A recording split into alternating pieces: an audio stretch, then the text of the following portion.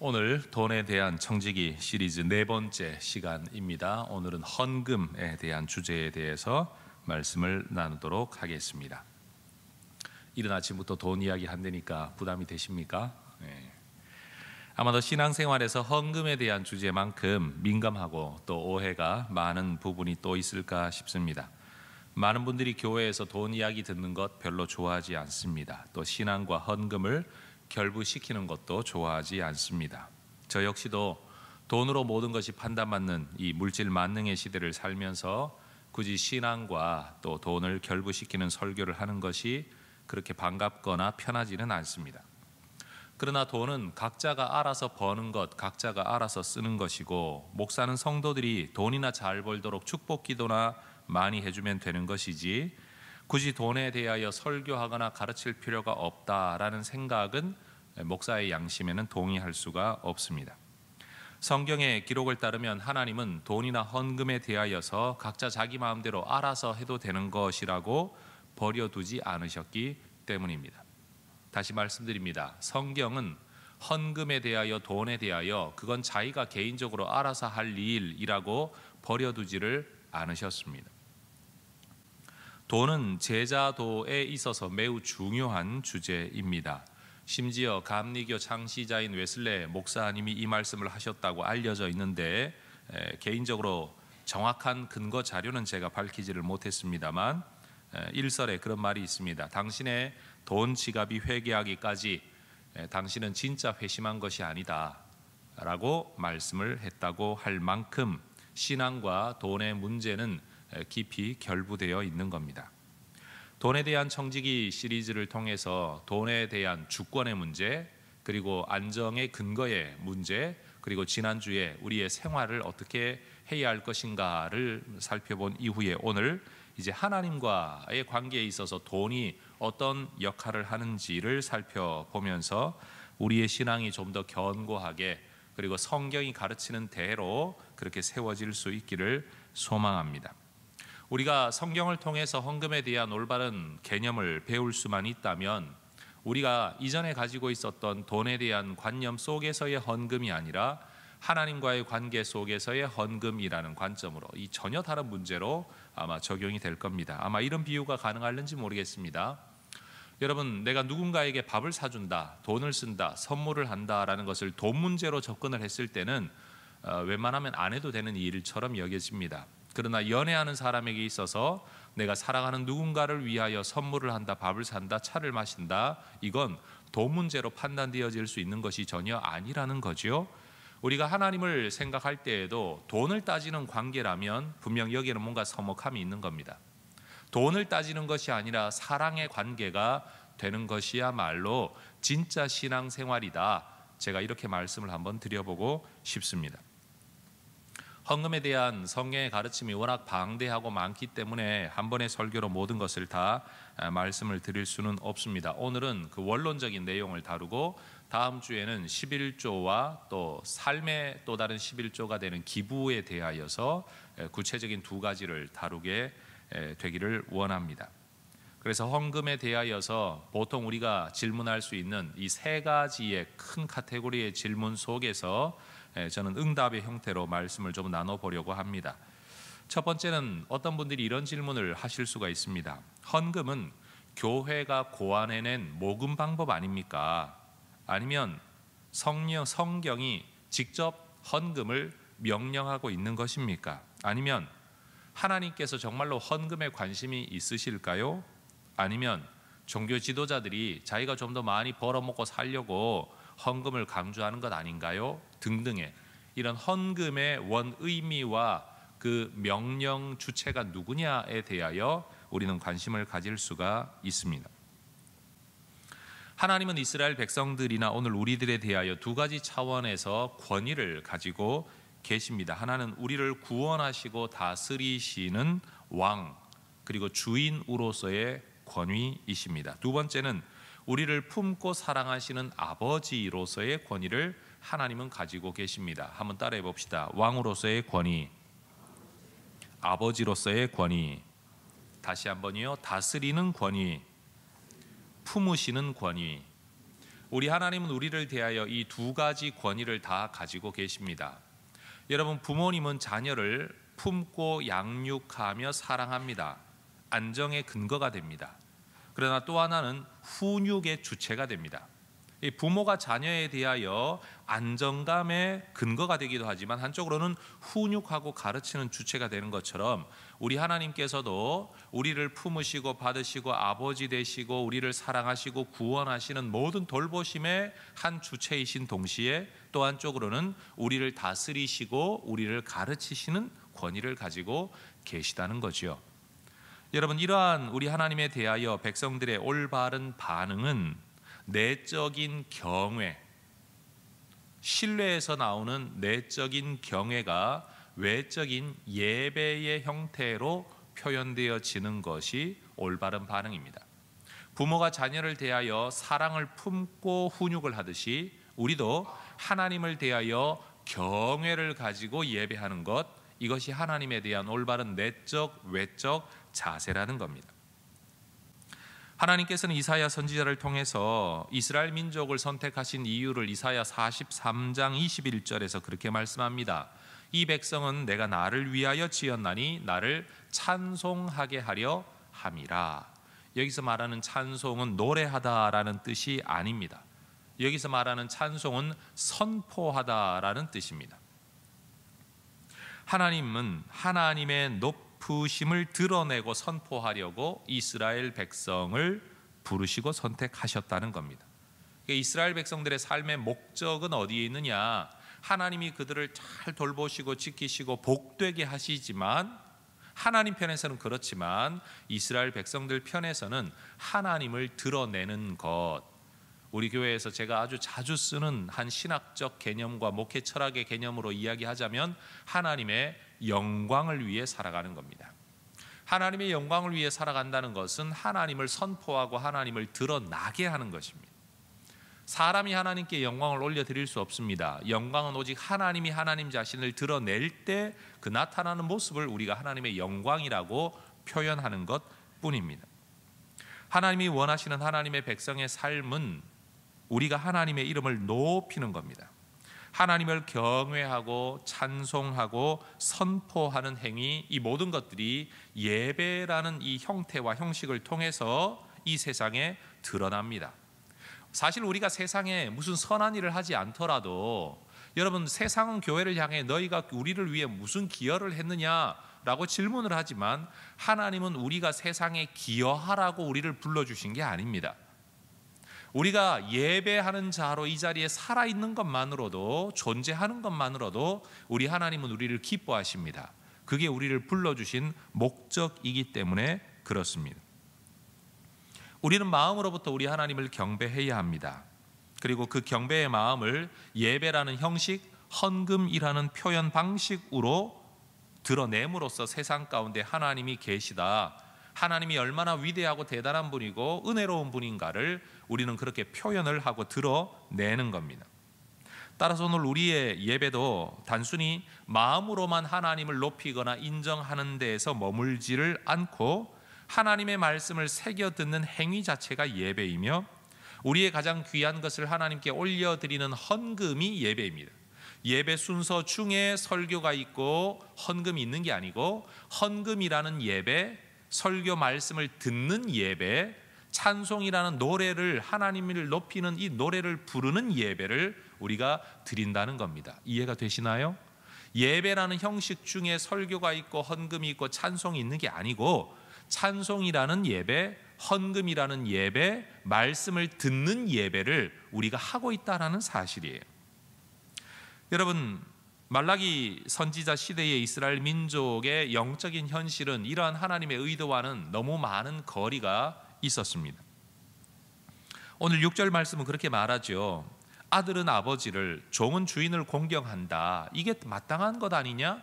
그런데 내가 아버지라고 한다면 너희가 나를 정말 공경하고 있느냐? 내가 주인이라고 한다면 너희는 나를 정말 공경하고 있느냐? 우리 하나님이 아주 인간적인 표현의 섭섭함으로 사람을, 하나님의 백성들에게 말씀하고 계신 겁니다. 하나님께서 보시기에 이스라엘 민족은 하나님을 공경함과 경외함에 실패하고 있었습니다. 그러나 더 큰 문제는 이스라엘 민족들은 자신들의 이러한 모습을 깨닫고 있지 못했다는 겁니다. 다시 말해 부모는 자식 때문에 너무 서운해하는데 자식은 자기가 뭘 잘못했는지를 전혀 모르는 것과 똑같은 모습이 영적 우로도 벌어지고 있었다는 겁니다. 6절의 말씀을 보면 너희는 이르기를 우리가 어떻게 주의 이름을 멸시했습니까? 라고 반박할 만큼 그들은 이 문제를 심각하게 여기고 있지 않았다는 겁니다. 아버지의 말씀과 자녀의 대답이 서로 다른 방향을 향하고 있을 때 여러분 이 집안이 이게 좋고 평안한 집안입니까? 문제 있는 집안입니까? 일부 예배 때도 대답하셔도 괜찮습니다. 일부 때는 대답하지 않아도 되는 예배가 아니거든요. 여러분 이게 좋은 집안입니까? 문제 있는 집안입니까? 문제가 있죠. 하나님은 이렇게 말씀하시는데 너희는 이르기를 이렇게, 그러니까 서로 뭔가 대화가 맞지 않는 거예요. 하나님을 경배하고 예배하는 데 있어서 이스라엘 민족의 잘못 또 하나님을 멸시하는 모습은 예배라는 큰 주제 안에서 헌금이라는 좀 더 세부적인 주제로 언급되어지고 있습니다. 그건 헌금이라는 예배에서 하나님이 지금 문제를 삼고 있는 거예요. 너희가 왜 찬송가를 부르지 않느냐 이런 말씀은 하지 않습니다. 그 찬송가야 그냥 가사대로 부르면 되는 거니까요. 근데 너희가 드리는 헌금 생활에 있어서 너희가 가지고 있는 태도는 굉장히 나를 힘들게 한다.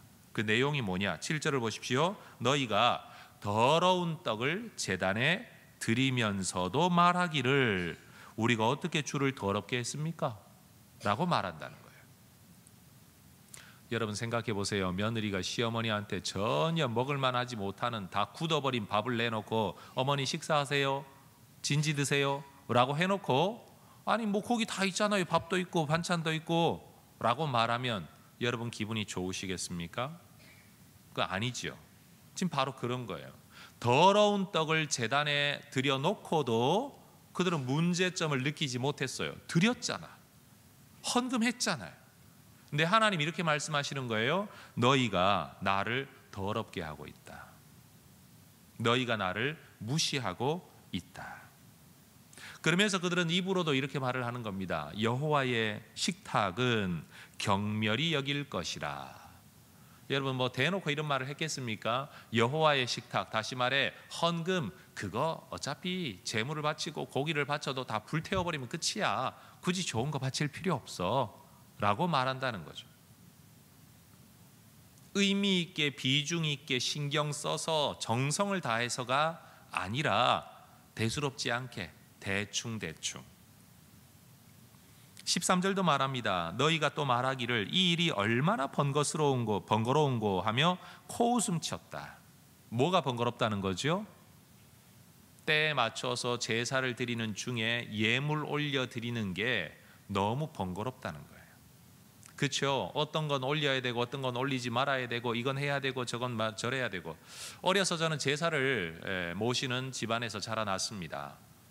여러분 제사 모실 때마다 거기에 쓰여지는 과일, 제수들은 굉장히 좋은 물건들을 씁니다.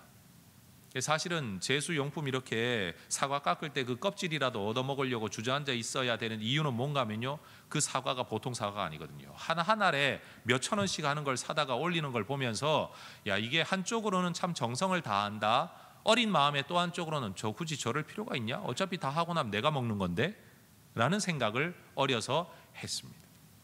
여러분도 그런 생각 하시지 않습니까? 어차피 우리가 먹을 건데 그런데 비싼 거 돈 쓰지 마라. 근데 어른들은 아니다, 정성을 다해야 된다. 젊은 사람들의 생각과 어른들의 생각이 언제나 부딪히는 것을 저는 보면서 자라났습니다. 그런데 여러분 목사가 되고 또 예수를 믿으면서 교회 안에 들어와 보니까 하나님께 예배 드릴 때도 그 일이 똑같이 있는 거예요. 이 일이 얼마나 번거로운고. 그러면서 그들은 이 문제를 심각하게 여기지 않고 코웃음치고 훔친 물건, 저는 것, 병든 것을 가져왔다. 다시 말해 제수용품 위에다가 그냥 시커멓게 썩은 사과를 올려놓았다라고 말하는 것하고 똑같다는 겁니다. 14절의 말씀을 보면 더불어 서원한 것, 이거 약속인데 내가 하나님께 이렇게 하겠습니다라고 약속을 해놓고도 속여드린다는 거예요. 눈속임을 한다는 거예요. 하나님 앞에 내가 얼마를 하겠습니다, 어떻게 하겠습니다, 뭘 드리겠습니다 라고 해놓고 그렇게 하지 않는다는 거예요.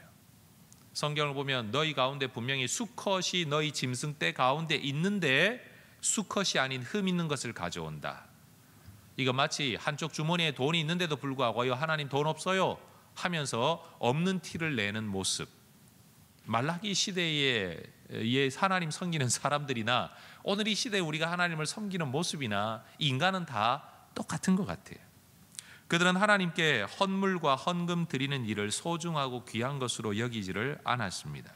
그들은 예배와 제사를 경멸히 여겼고 번패스럽고 그리고 번거로운 일로 여겼고 이 일을 무시했습니다. 이런 하나님의 말씀들, 오늘 이 말라기서를 읽어보면 예배는 하나님을 믿는 믿음만 있으면 되는 거지 충분하지 예물과 헌금은 해도 되고 안 해도 되는 것이다, 또 헌금은 대충 드려도 된다라는 말은 하나님 보시기에 옳지 않다는 것을 우리는 알 수 있게 되죠. 그러니 이 첫 설교의 도입 부분에서 제가 이런 질문하지 않았습니까? 헌금은 교회와 목사들이 자기 다 아는 수입 얻으려고 사람들이 정한 것 아닙니까? 하나님은 헌금에 별 관심이 없는데 하나님은 언제나 마음만 있으면 받아주시는데 자꾸 교회가 자기 수입을 위해서 이런 헌금을 강조하는 것 아닙니까? 라는 질문은 죄송하지만 틀렸다는 겁니다. 우리 하나님은 헌금에 관심이 많으십니다. 죄송합니다. 그런데 이건 사실입니다. 유진 피터슨 목사님도 더 메시지라고 이 성경을 현대어로 번역해 놓은 내용 중에 이렇게 말을 합니다. 예배가 더 이상 우선순위에 있지 않으며 제단의 예물도 더 이상 중요하지 않다고 생각하는 것이야말로 예배를 더럽히는 것이다. 여러분, 우리가 하나님 앞에서 헌금이 얼마나 중요한가를 좀 깨달아 알 필요가 있습니다. 그들은 하나님께 드리는 헌금을 세상에서 유력한 사람에게 드리는 선물보다도 비중 있게 여기지를 않았습니다. 하나님은 이게 자존심이 상하셨어요. 여러분, 우리도 그럴 때가 있지 않습니까? 야, 내가 결혼 축의금을 5만 원으로 했는데 야 2만 원을 나한테 다시 해? 누굴 무시하는 거야? 이런 마음 들 때가 있거든요. 그게 2만 원, 5만 원이 문제가 아니고 그 사람이 나를 지금 어떻게 생각하는 거지? 라는 생각 때문에 기분 나쁠 때가 있지 않습니까? 하나님이 지금 딱 그런 인간의 수준에서 인간들 알아들으라고 말씀하고 계십니다. 8절을 보세요. 너희가 이러한 악한 예물 바치는 거 이거 얼마나 악한 일이냐. 이제 그것을 너희 총독에게 드려보라. 그가 너를 기뻐하겠으며 너를 받아주겠느냐. 하나님이 아니라 인간 지도자에게라도 그걸 선물이라고 한번 가져다 줘봐라. 그걸 기뻐하겠느냐. 13절에서 하나님은 다시 한번 말씀합니다. 너희가 이 같은 봉헌물을 가져오니 내가 그것을 너희 손에서 받겠느냐? 받기 싫으시다는 말씀입니다. 너희들은 헌금하고 있지만 나는 받고 싶지 않다. 창조주이신 한 분 하나님께서 인간보다도 못한 대접 받으시는 것에 대하여 서운함을 지금 인간의 표현으로 계속 말씀하고 계신 겁니다. 말라기 선지자가 사역할 시점에 이스라엘 백성들은 하나님의 정죄 앞에서 자신들이 뭘 잘못했는지 어떻게 죄를 범했는지도 모를 만큼 하나님의 말씀에 무지했었습니다. 따라합시다. 이러한 행실들은 무지 때문이었습니다. 알지 못했다는 거예요. 하나님의 뜻을 몰랐다는 거예요. 저는 이 시대가 그런 것 같아요. 헌금의 문제를 돈의 문제와 바로 결부시키면서 돈의 문제로 교회를 비난하고 신앙을 비난하고 모든 설교를 비난하는 일련의 모든 행태들은 사실 성경을 몰라서 생기는 일이에요. 하나님이 지적하시는 이러한 잘못된 현상은 말라기 시대에 전국적이며 보편적이며 일상적으로 일어나고 있었습니다. 그래서 3장을 넘어가 보면 너희 온 나라가 내 것을 도둑질했다. 뭐 어느 한두 사람이 아니다. 죄 있는 어떤 사람이 아니라 너희 온 나라가, 너희 온 민족이 내 백성이라고 말하는 너희 모두가 이런 식으로 살아가고 있다 말씀하는 거예요. 사람들은 자신들이 잘못하고 있다는 생각을 전혀 못했던 이유가 뭘까요? 세상 대부분의 사람들이 그렇게 말하기 때문에 그 말이 맞는 줄 알았습니다. 세상 대부분의 사람들이 그렇게 행동하니까 그 행동이 맞는 줄 알았다는 겁니다. 그런데 하나님이 보시기에는 그게 옳은 것이 아니었다는 거죠. 이게 문제라는 거예요. 여러분, 교회를 다니면서 옆에 사람이 하고 있는데 그게 안 맞을 수도 있다는 거 생각하셔야 됩니다. 교회를 나보다 좀 오래 다닌 사람이 이렇게 저렇게 말하는데 그 말이 정말 성경이 하는 말과 같은지를 우리는 주의 깊게 생각해야 합니다. 심지어 한 걸음 더 나아가면 목사님이 하는 설교도 성경이 정말 그렇게 말하는가를 여러분은 진지하게 생각을 하셔야 합니다. 왜냐하면 여러분의 인생이 제 손에 의하여 좌우된다고 해도 결국 마지막 결과는 여러분이 책임지셔야 되기 때문이에요. 그러니 여러분, 또 다른 사람 아니면 부모 아니면 심지어 목회자까지라도 내 인생을 결정짓도록 만들면 안 되거든요. 결국 내가 내 인생을 책임을 져야 되는데 내가 하나님을 섬기며 살아가는 내 방식과 삶이 정말 성경대로 하나님 앞에 인정받는 것인가를 질문해 봐야 된다는 겁니다. 하나님은 이러한 예배를 싫어하셨습니다. 10절은 같이 한번 읽어보겠습니다. 10절 말씀입니다. 시작.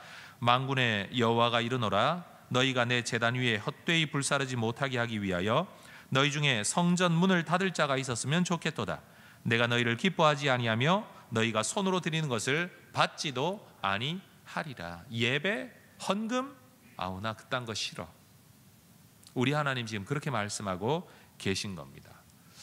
여러분, 6절 이하에 나타나는 이 표현 하나하나를 읽어보면 예배와 헌금을 소홀히 하는 것은 하나님을 멸시하는 겁니다. 6절, 7절의 말씀을 보면 이렇게 예배와 헌금을 소홀히 하는 것은 주님을 더럽히는 겁니다. 8절을 보면 예배와 헌금을 소홀히 하는 것은 하나님 앞에 악입니다.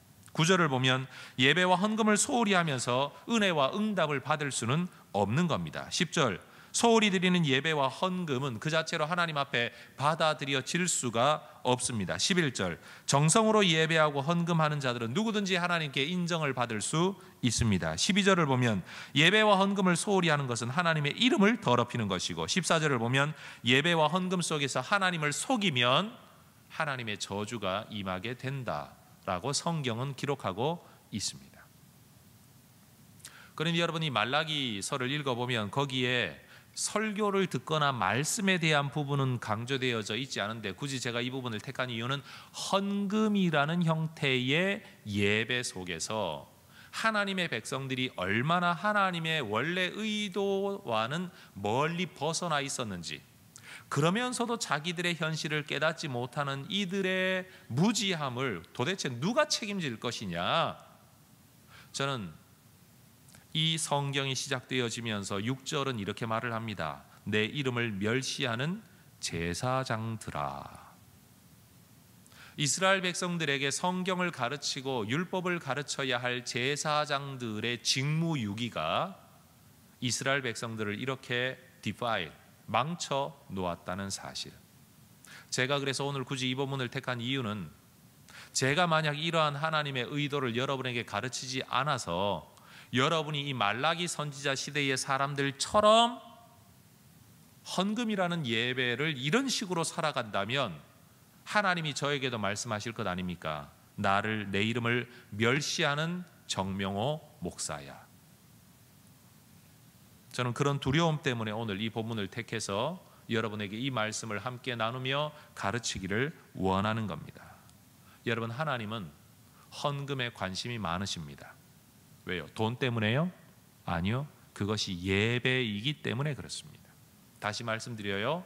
예배 순서에 헌금이 있고 찬송이 있고 설교가 있는 게 아니고 말씀을 듣는 예배, 하나님을 찬양하여 노래하는 예배, 헌금하는 예배, 여러분 이런 예배가 우리 안에 온전히 세워져야 된다는 겁니다. 많은 분들이 예수님은 하나님은 그럼 구약이라고 칩시다. 신약의 예수님은 사랑 많은 분이시라 우리의 죄를 위하여 죽어주신 분이시기 때문에 헌금 그따위에는 관심이 없고 오직 십자가를 믿는 믿음만 중요하게 여기시지 않을까요? 라고 질문하실 수도 있지만 마가복음 12장 41절 보면 예수님이 어느 날 성전에 가셔서 헌금함을 대하여 앉으사 무리가 어떻게 헌금함에 돈 넣는가를 보셨다고 말씀합니다. 우리 예수님 성전에서 헌금함 앞에 딱 앉으셔가지고요, 사람들이 어떻게 헌금하는가를 지켜보셨대요. 왜 그러셨을까요? 그 사람들이 헌금하는 그 성전으로 들어가는 모든 헌금이 예수님에게는 직접적으로 단 한 푼도 돌아오지 않습니다. 왜? 그는 종교 지도자가 아니었으니까요. 그럼에도 불구하고 예수님은 헌금을 지켜보셨습니다. 왜일까요? 하나님을 향한 예배였으니까요. 어떻게 헌금하며 어떻게 돈 넣는가를 보는 것은 곧 그들이 어떻게 하나님을 예배하는가를 보신 겁니다. 하나님도 헌금궤를 지켜보고 계시고 예수님도 헌금궤를 지켜보고 계십니다. 듣기 싫으시죠? 근데 이게 성경이 말하는 사실 현실이에요. 헌금은 돈 문제가 아니라 예배의 문제입니다. 여러분, 이게 정말 중요한 말입니다. 제가 여러분에게 오늘 하고 싶은 핵심 주제예요. 따라합시다. 헌금은, 크게 따라하세요. 헌금은 돈 문제가 아니라 예배의 문제입니다. 그래요. 헌금은 돈 문제가 아니라 예배의 문제예요. 세상의 문제가 아니라 영적인 문제고요. 교회 운영에 대한 문제가 아니라 하나님을 경배하고 하나님을 높이는 문제예요. 그렇기 때문에 하나님은 이 헌금에 관심이 있으시다는 겁니다. 그럼 이제 크게 두 번째 질문을 제 스스로 한번 던져보죠. 우리의 헌금 생활을 가장 힘들게 하는 큰 걸림돌은 그럼 뭘까요? 우리가 정말로 돈을 사랑하기 때문에 헌금을 잘 못하는 걸까요? 하나님보다 돈이 더 위대하다라고 여기기 때문에 우리가 헌금을 못하는 것일까요? 무엇이 우리로 하여금 기쁨으로 헌금을 하지 못하게 만드는 것일까요? 저 자신과 우리 모두가 기쁨으로 헌금을 하지 못하게 만드는 가장 큰 이유는 도대체 무엇일까요?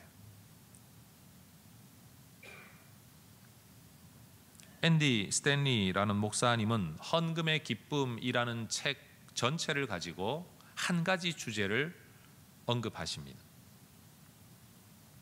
우리가 헌금 생활을 가장 힘들어하는 이유는 딱 이거 하나다. 그분은 단정을 짓습니다. 그게 뭐냐? 따라합시다. 만약에 대한 두려움. 다시요. 만약에 대한 두려움. 우리가 헌금을 기쁨으로 제대로 못하는 가장 큰 이유, 다르게 표현하면 헌금의 기쁨을 빼앗아가 버리는 우리 마음속에 그 무엇이 있다면 그건 뭐냐? 두려움인데, 어떤 두려움이냐? 현재 일어나고 있지는 않지만 만약 그런 상황이 일어나면 어떡하냐라는 것에 대한 두려움이 오늘 우리의 헌금의 기쁨을 빼앗아 버린다는 겁니다. 대부분의 성도들은 지금보다 내가 좀 더 많이 벌면 헌금 드리기가 훨씬 수월해질 거라고 생각합니다. 그런데 여러분, 적게 벌 때는요, 드리는 액수도 적으니까 그 헌금하는 돈 있어도 그만 없어도 그만, 이게 쉬워요. 오히려. 근데 나중에 수입이 많아지고 헌금하는 액수가 점점 많아지게 되면요, 이런 생각이 듭니다. 야, 저 돈 내가 가지고 있으면, 저 돈을 어디에다가 은행에 저금을 해두면, 적금을 넣어두면, 저걸로 투자를 하면 이라는 생각이 점점 든다는 거예요. 1,000원 헌금할 때는 그런 생각 들지 않아요. 그까짓 거 뭐 그냥 사탕 하나 먹었다고 치지. 근데 그게 100만 원이 되고 예를 들어 1,000만 원이 된다고 한번 가정을 해봅시다. 그때는 이 문제가 절대 쉬운 문제가 아니라는 겁니다. 우리가 헌금하기 힘들어하는 가장 큰 이유는 헌금 자체가 싫어서라고 생각지는 않습니다. 전 우리 혜성교회 성도들이 헌금을 싫어한다라고 생각지는 않습니다. 그 정도 신앙은 아니라고 생각을 해요. 그런데 내가 헌금하는 액수만큼의 돈을 더 가지고 있을 때, 뭔가 그것을 통장에 넣어놨을 때 누릴 수 있는 내 마음의 안정감, 또 그 돈 액수만큼을 헌금을 해버렸을 때 당장 내가 쓸 수 있는 돈이 여유분이 없을 때 생기는 내 마음속에 있는 불안함, 여러분, 이것이 걸림돌이라는 거죠. 여러분, 우리가 이전에 누려보지 못했던 어떤 일에 도전하지 못하게 만드는 건요, 다른 사람이 아니라 내 마음속에 있는 불안함이에요. 무엇에 대한 불안함일까요? 도전했다가 실패하면 어떡하냐? 만약 실패하면 어떡하냐? 이 만약에 대한 두려움이 우리의 발목을 붙잡죠. 스릴을 스릴로 즐기지 못하게 만드는 것도요, 야, 그 즐기다가 만약에 기차가 떨어지면 어떡하냐? 청룡열차가 만약에 그 줄이 끊어져 버리면 어떡하냐? 번지 점프하다가. 그래서 우리는 일생에 한 번도 스릴을 즐기지 못하게 됩니다. 지금의 자리를 떠나지 못하게 만드는 가장 큰 이유도 떠났다가 만약에 잘못되면 어떡하냐. 이 만약을 늘 생각하고 사는 사람들은 굉장히 안정적인 삶을 삽니다. 반면 변화를 만들어내지를 못하죠. 마음속에 꿈은 있어도 언제나 어딘가에는 붙잡혀 살아갑니다. 젊은 청년들임에도 불구하고요, 이 만약 끊임없이 만약을 이야기하는 사람들은 늘 주저앉아서 하던 일 하다가 그만큼 살다가 인생을 끝을 내고 맙니다. 만약에 대한 두려움을 우리가 넘어서지 못한다면 여러분, 우리는 개인적으로 헌금의 문제가 아니라 우리 삶 자체를 놓고 보더라도 이전에 해보지 못했던 그 어떤 것도 할 수 없을 겁니다. 헌금할 거 헌금하지 않고 쌓아놓은 돈에서 내 삶의 안정감이 오는 거냐, 아니면 하나님과의 친밀한 관계에서 내 삶의 안정감이 오는 거냐, 이 문제가 내 마음에서 먼저 정리되어져야 그 다음 헌금의 문제까지, 헌금의 예배의 문제까지 나아갈 수 있다는 겁니다. 여러분, 출애굽기 34장 24절을 보면 이런 이야기가 등장을 해요. 너희가 1년에 3차례 아주 큰 절기가 있는데 이 절기 때 너희들은 반드시 남자들은 성전에 올라와서 예배를 드려라. 근데 사람들이 마음속으로 생각하는 거죠. 아니 1년에 3번 그렇게 성전까지 먼 여행길을 다녀오면 내 먹고 사는 일은 어떻게 하며, 남자들이 그런 식으로 다 올라가 버리면 그때 이 민족들이 침입을 해오면 어떡하냐, 만약 침입해오면 어떡합니까? 이런 생각할 수가 있잖아요. 하나님이 직접 이렇게 말씀하세요. 너희가 성전에 올라오는 그때는, 그 기간에는 어느 누구도 어떤 민족도 네 땅을 탐내지 못할 거다. 하나님이 미리 약속을 하십니다. 만약에 대하여 가지고 있는 두려움에 대하여 하나님이 미리 말씀하신다는 거예요. 레위기 25장에도 보면 안식년을 지키라는 명령에 대하여 사람들이 두려움을 가지죠. 아니 6년째 되는 해에 소출 나와봐야 그걸로 먹고 7년째 쉬어버리면 6년째 나온 소출을 가지고 7년째는 먹는다고 치지만 8년째는 뭘 먹고 사냐는 거예요. 그 전에 농사 지은 게 없는데 어떻게 먹고 산단 말입니까? 라고 사람들이 질문을 하는 것에 대하여 하나님이 직접 말씀하세요. 너희가 6년째 되는 해에는 소출이 3년이나 먹을 만큼도 줄 거다. 이게 하나님의 미리 주시는 보장이에요. 보장. 여러분 집에 가서 한번 읽어보세요. 출애굽기 34장 24절, 레위기 25장 21절. 하나님께 제사하기 위하여, 하나님의 말씀대로 안식년을 지키기 위하여 우리가 생각할 수 있는 만약 이런 일이 생기면 어떡합니까에 대하여서도 하나님은 미리 보장의 말씀을 주고 계시다는 겁니다. 그러니까 우리가 가지고 있는 이 만약 이 두려움, 우리 하나님은 이미 알고 계시고 그걸 넘어서라고, 그걸 넘어서는 것이야말로 진짜 하나님에 대한 신뢰요 믿음이라고 말씀하고 있다는 거죠. 하나님은 바울을 통해서 헌금에 대하여 이런 말씀을 주신 적이 있습니다. 고린도후서 9장 7절에 각각 그 마음에 정한 대로 할 것이요 인색함으로나 억지로 하지 말지니 하나님은 즐겨내는 자를 사랑하시느니라. 즐겨낸다라는 말은 빈도수를 말하는 게 아닙니다. 우리가 아유 참 즐겨도 한다 그러면 자주 한다는 뜻인데, 이건 자주 한다는 뜻이 아니고요, 기쁨으로 한다는 뜻이에요. hilarious, 기쁨으로 한다, 즐거움으로 이 일을 행한다. 여러분은 언제 넘치는 기쁨으로 헌금해 보셨습니까? 다시 질문할게요. 기쁨으로 헌금을 해보신 적이 있기는 합니까? 초대교회 성도들의 이야기를 잠시 성경을 통해서 한번 봅시다. 고린도후서 8장 1절에 이런 구절이 있어요. 형제들아, 하나님께서 마게도냐 교회들에게 주신 은혜를 우리가 너희에게 알게 하노니 환난의 많은 시련 가운데서 그들의 넘치는 기쁨과 극심한 가난이 그들의 풍성한 연보를 넘치도록 하게 하였느니라. 우리는 흔히 이렇게 생각해요. 우리가 극심한 가난 가운데 있다면 헌금은 하지 않아도 된다. 또 생각하기를 만약 우리가 환난의 많은 시련 가운데 있다면 하나님께 감사로 예물을 드리기는 힘들 겁니다. 그게 우리의 모습이죠. 그런데 마게도냐 교인들은 어떻게 했죠? 환난의 많은 시련, 극심한 가난 속에서도 넘치는 기쁨으로 풍성한 연보를, 드렸습니다. 여러분, 성경은 굉장히 재밌어요. 이 수식하는 표현이 굉장히 많아요. 따라합시다. 많은 시련, 극심한 가난, 이것 속에서도 따라하세요. 넘치는 기쁨, 풍성한 연보. 여러분, 그냥 가난이 아니에요. 그냥 시련이 아니에요. 그런데 그냥 헌금도 아니고 기쁨에, 넘치는 기쁨에, 그냥 연보도 아니고 넘치는 연보를, 풍성한 연보를, 이게 마게도냐 교회를 바라보시는 하나님, 특별히 사도 바울이 그 교회를 향하여 감동받았던 그들의 모습이에요. 여러분, 그들은 어떻게 이런 상황에서도 이런 연보를 할 수 있었을까요? 8장 5절을 보면 그렇게 말합니다. 그들이 먼저 자신을 주께 드리고 또 하나님의 뜻을 따라 우리에게 주었도다. 하나님의 뜻을 따라 누군가를 위하여 물질을 내어놓을 수 있었던 그들의 모습은 어디에서 나온 거냐? 자신을 먼저 주께 드렸다는 겁니다. 이건 그냥 헌신했다는 뜻이 아닙니다. 자신을 주께 드렸다는 의미에는 전적으로 자신의 삶이 하나님께 속해 있다, 하나님의 안정감과 보장 안에 있다는 사실을 그들은 믿었기 때문에 이렇게 나는 가난해도 누군가를 위하여 내어놓을 수 있었다는 겁니다. 우린 이렇게 말하잖아요. 나도 먹고 살 게 없는데 누구를 준단 말이야. 근데 이 사람들은 나도 먹고 살 게 없는데 진짜 남에게 주었어요. 그것도 풍성하게 줬어요.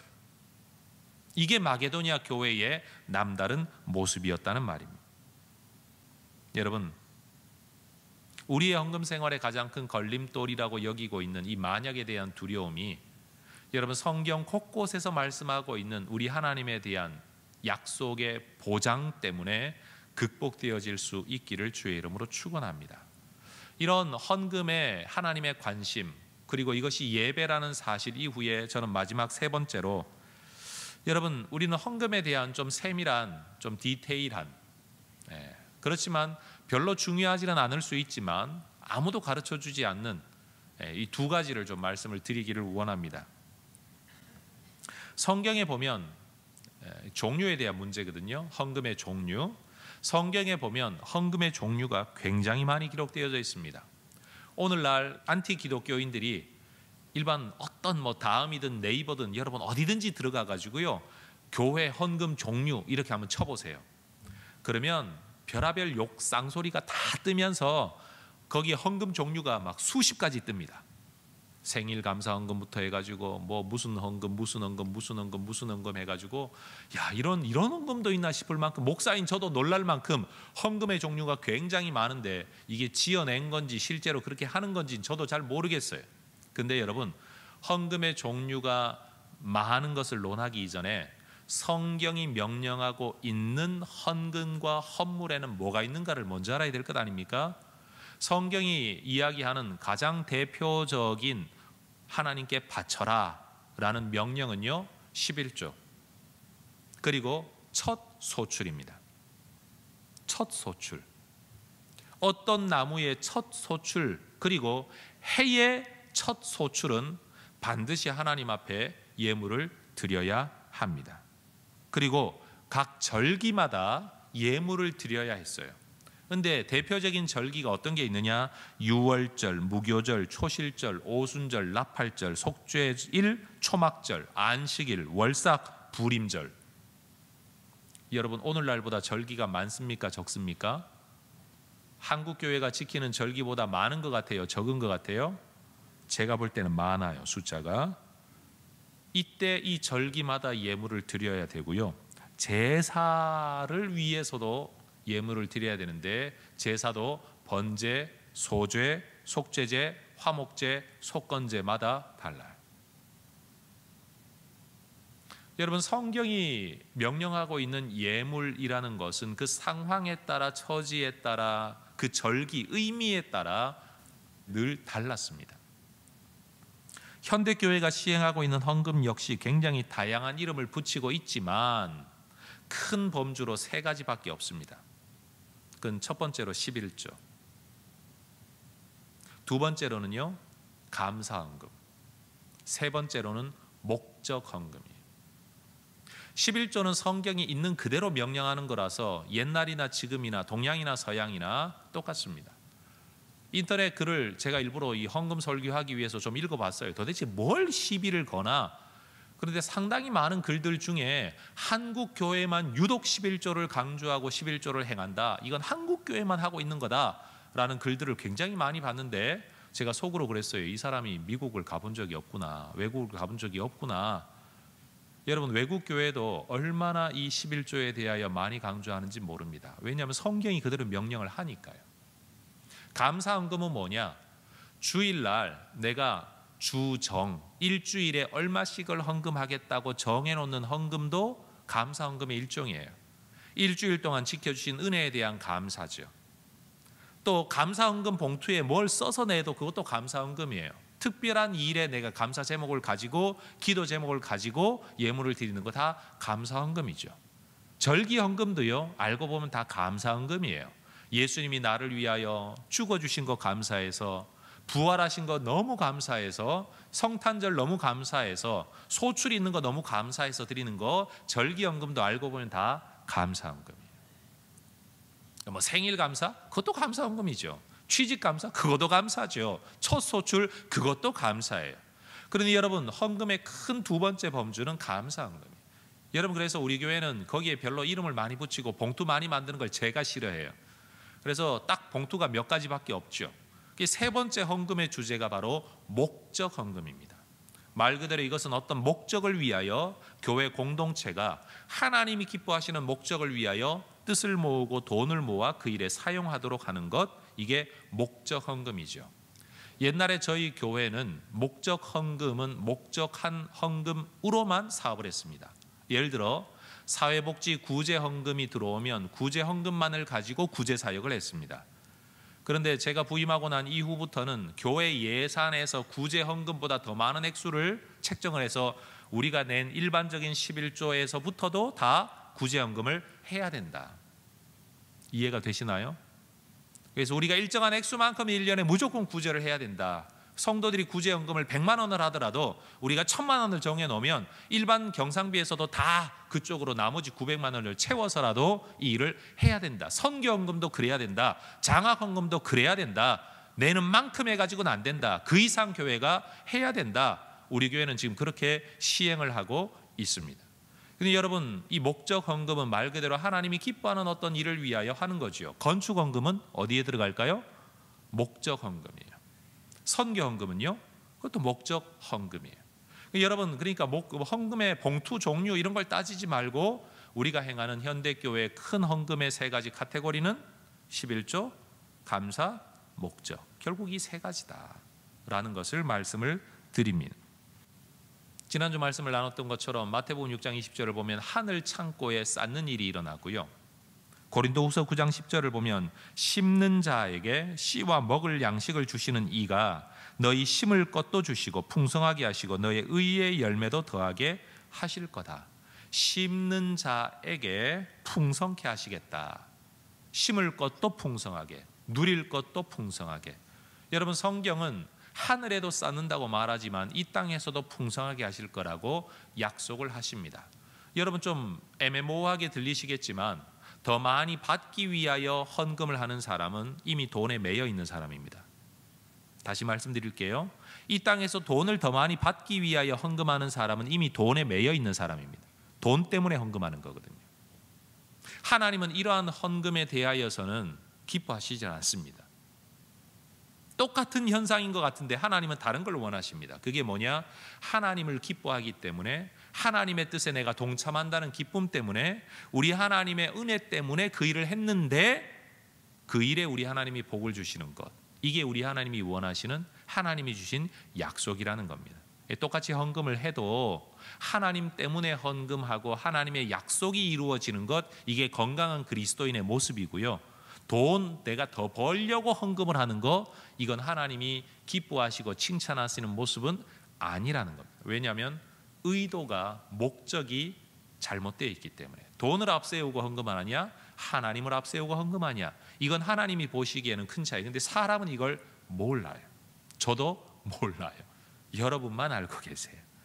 여러분, 우리가 이 말라기서 말씀을 통해서 헌금이라는 예배에서 오늘 이 말라기 시대의 사람들처럼 평가받지 말고 우리 하나님을 참 공경하고 있다라고 인정받을 수 있는 예배자가 되시기를 주의 이름으로 축원합니다. 기도하겠습니다.